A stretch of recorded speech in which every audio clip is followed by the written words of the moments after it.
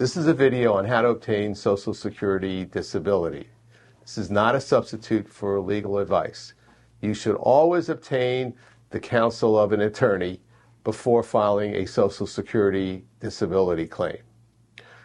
I'm Michael Steinhardt from the law firm of Steinhardt, Siskind and Lieberman. And I'm Jordan Lieberman, also from the law firm of Steinhardt, Siskind and Lieberman.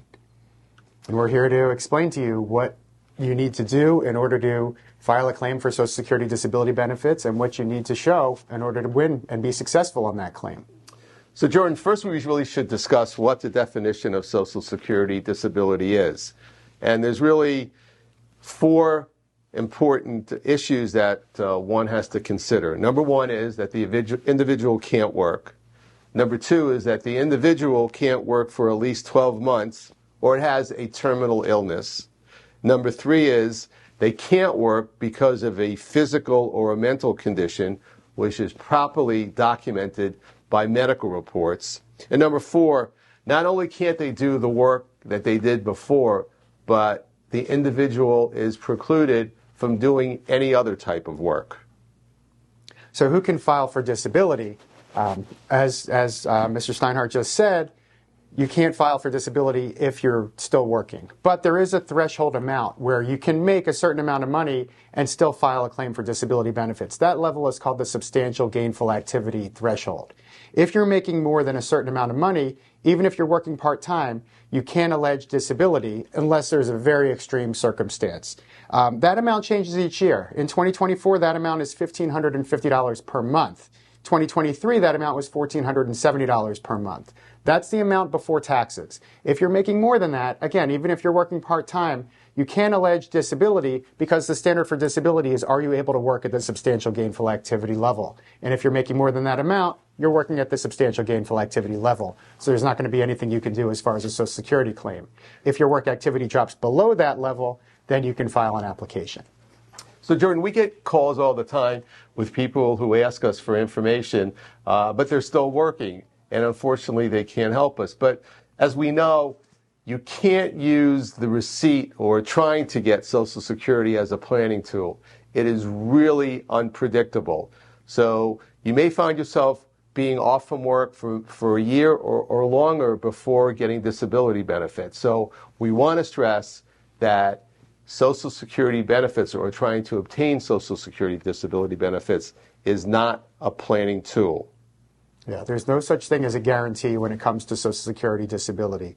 You want to get your medical records together, try to establish that you're disabled, but again, there's no such thing as a sure thing when it comes to Social Security disability. You may believe that you're disabled, we may believe that you're disabled, but the Social Security Administration is the one that makes the final determination. And what you need to do is you need to prove that your disability is severe enough that it keeps you from being able to do any type of full-time work. So you may be the most disabled person in the world, but you've got to have the medical records to back that up. And so the way we interpret your medical records, the way you interpret your medical records may not be the same way that Social Security interprets them. And that's why it's very important to realize that you don't want to use Social Security as a retirement planning tool as far as disability goes. So what's the first step? I think the first step really is finding out if you're even qualified to obtain Social Security disability. And so how do you go about finding that out? Well, the first thing that you're going to do is you're going to go to ssa.gov. That's the Social Security website. Again, ssa.gov, and retrieve your earnings statement. Your earnings statement is a Social Security document that lets you know if you have enough credits in the system to qualify for Social Security disability. Essentially, when you're working and you're paying your Social Security taxes into the system, you're paying premiums on a disability policy through the government. When you stop paying those premiums, your insurance coverage is going to run out at some point. So it's kind of like car insurance. If you pay your car insurance through the end of the year, and then the next year you'd say you're going to cancel your insurance, you crash your car, and you call the insurance company and you say, okay, I crashed my car, what can I do? They're going to say, well, you cancel your coverage. You're not paying the premiums anymore. Well, it's the same thing with Social Security. You've got to have enough coverage in the system, essentially enough credits to qualify in order to file an application. And the way you can see that is on your SSA.gov earnings statement. So you go to the website, SSA.gov, I think you file a My Account, and through that My Account, you can obtain your Social Security statement, which you'll download or print it out. So when you contact your attorney, or our office, you have a record of it, and we can see, or your attorney can see, whether or not you're even eligible. We get so many phone calls where people, let's say, are self-employed, and they haven't paid much taxes. They go to an accountant, and the accountant tries to save them taxes, so they don't pay into the Social Security system, and as a result, when they want to get disability, they're not covered because they don't have enough earnings for their account. So it's really important that you pay your taxes, obviously, and you can find out by going to the website and getting your earnings statement.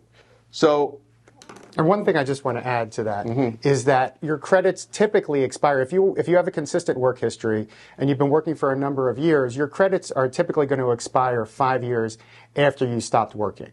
So that doesn't mean that you have to be found disabled, as far as they don't have to make a decision within that 5-year period. But Social Security has to find that your disability began and you became unable to do full-time work before your disability credits expired. So, for instance, if your disability credits expired on December 31st of 2018, if Social Security makes a decision on July the 5th of 2024 that your disability began in 2017, then you're fine. But if they were to find that your disability began at a later date, after your credits had expired, then you're not going to qualify for benefits. So that's really the key, is that Social Security not only has to find that you are disabled, but you have to prove that your disability began prior to the date that your credits expired.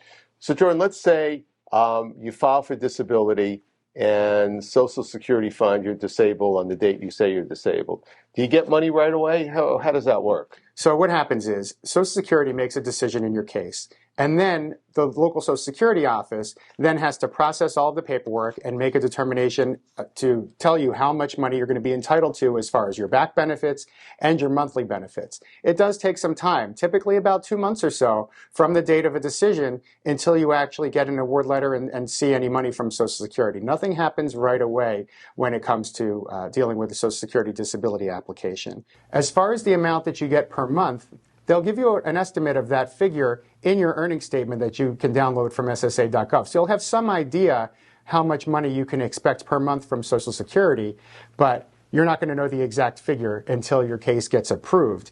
As far as the back pay goes, your disability onset date is the date that you're alleging that you became disabled and unable to work.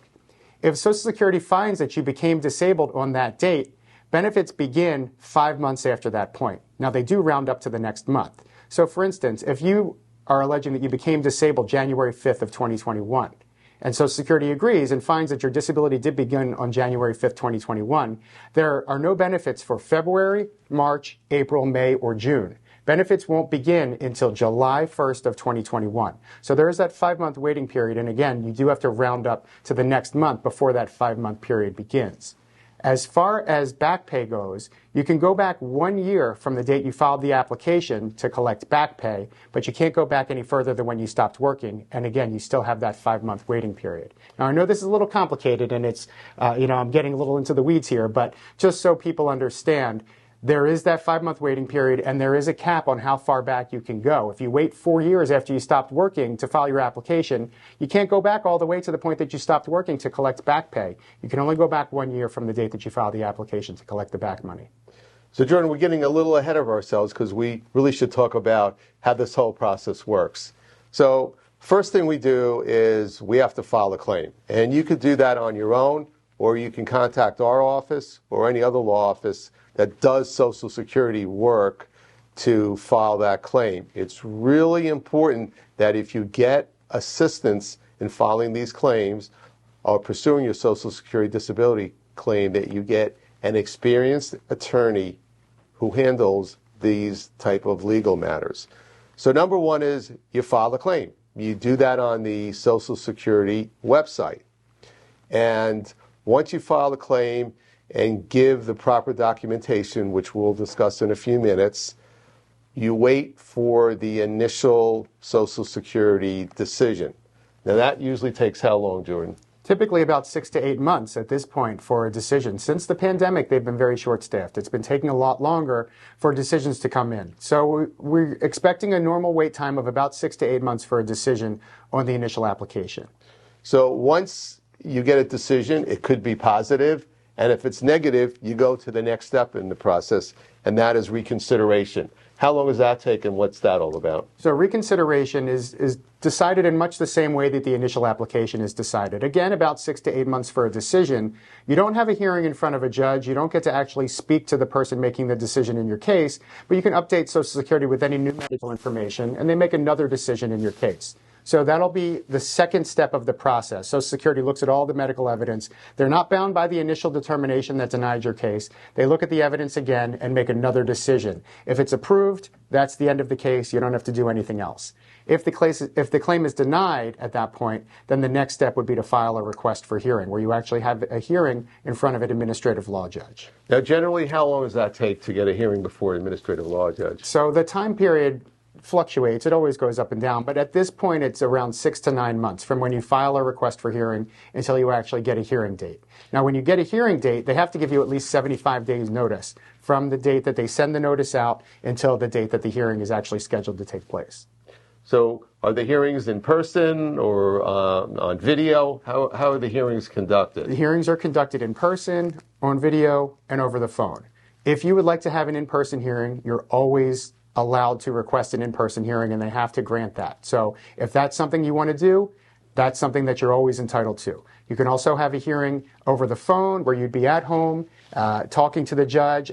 Myself or Mr. Steinhardt, if we're representing you in the case, would also be on the line arguing to the judge why the evidence supports disability. And then they also have an option for video hearings where, again, you would be able to be at home, have the hearing done over Microsoft Teams, and again, the judge and either myself or Mr. Steinhardt would be with you arguing the case to the judge over the video screen. So there are 3 different ways that they're conducting hearings at this point.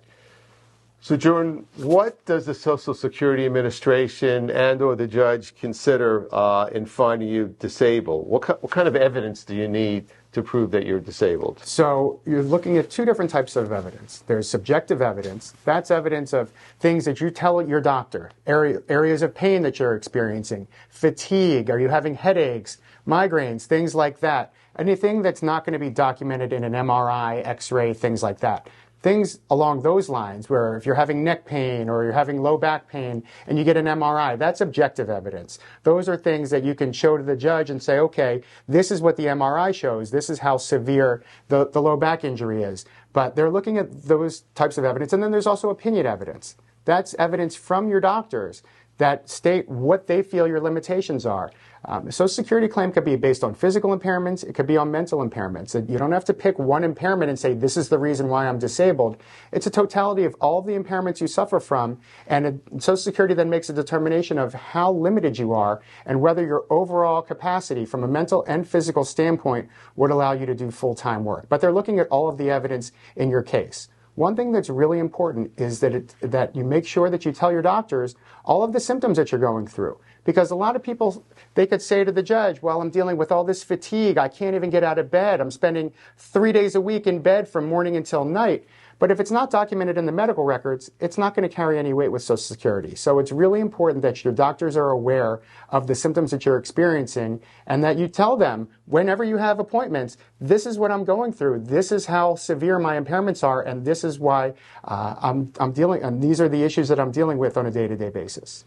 And make sure that it's documented, because even though my clients will say to me or to Jordan, well, the doctor knows, that's not good enough. It's got to be written in the records. And I'll give you a specific example. Many of our disabled clients use canes. Well, where did you get the cane from? Well, I bought it at the Walmart or Walgreens or whatever. The point is not that you bought it, was it recommended by your doctor? And it should be in the medical reports that it was recommended, and it should be noted in the medical reports that you constantly use it. Now, it's not only canes, but it's also other physical devices and also other pain that you're having. Things have to be in the record, because otherwise the Social Security Administration and the administrative law judge will discount your testimony. It's really important that you do that. Just sorry to interrupt, but another important thing is if you're experiencing swelling, especially in your lower extremities, if you have to elevate your legs, make sure your doctors are aware of that. That's another thing that could really interfere with your ability to work. And a lot of times people say that they're elevating their legs because of severe swelling, but they're not telling their doctors about it. And I've got clients that say, okay, well, I'm spending all day in a recliner. I'm elevating my legs all day because that's the only way I can reduce the swelling. Or I'm dealing with severe neuropathy, and that's the only thing that really helps with the pain and the pins and needles. It's got to be in the medical reports. Otherwise, Social Security is going to look at that and say, okay, how else is Social Security going to determine that that's something that you're required to do if it's not going to be documented by your medical providers in their reports? Jordan, also is medications that you're taking, and the doctors will prescribe a myriad of medications, but if you're having side effects, please let your doctor know. Most of the reports we receive from doctors don't describe the side effects. When our client comes into the office and says, oh, this gabapentin or some other medication that I'm taking makes me tired, well, that's fine, but there's nothing in the doctor's records that indicate that. So make sure that you discuss with your doctor the effect of your medications. It's really important. So now we want to review the top 10 misconceptions of Social Security disability. Jordan, go ahead. All right. The first one is people believe that if Social Security says I'm not disabled on the initial application, then that means I'm not disabled and I'm not going to ultimately get approved for benefits. That's not the case at all. Most people, unfortunately, when they file the initial application, get denied the first time around. That's why it's very important to go through the appeal process. So just because you get a denial from Social Security doesn't mean you're not going to ultimately win the case. Again, most people that get approved don't get approved on the initial application. So you've got to go through the appeal process. Just because Social Security initially says, we believe that you're able to return to your past job, or there's some other work that you're able to do, that does not mean you should give up at all. Number two is if your doctor says you cannot work, that is good enough to get Social Security disability. Not true. Your doctor is not a lawyer. He or she is a doctor, and they don't know the Social Security law. So just because your doctor says you're disabled and cannot work is not going to get you Social Security disability benefits. All right. The next one is that you're too young to get Social Security disability benefits. That is not the case. Now, it is true, it does get easier to get approved when you get closer to your full retirement age. They do relax the laws when you get to age 50, and again, even more so at age 55. But just because you're under the age of 50 doesn't mean it's impossible to get approved for Social Security disability benefits. It really just depends on the severity of your impairments. If your impairments are severe enough to keep you from doing any type of full-time work, regardless of your age, you can get approved for Social Security disability benefits. The next misconception is you got to be patient. And if you think your claim will be approved or acted upon within a few weeks, it's not going to happen. As we told you before, it could be at minimum 6 to 8 months.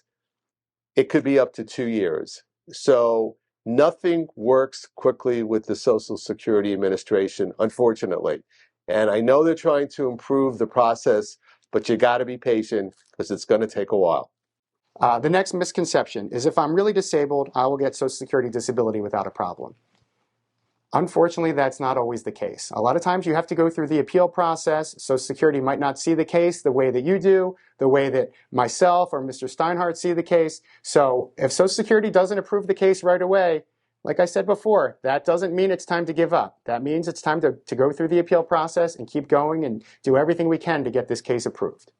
All right, if I'm turned down by Social Security Administration, I shouldn't appeal the case because it's hopeless, time-consuming, and expensive. Not true. Definite misconception.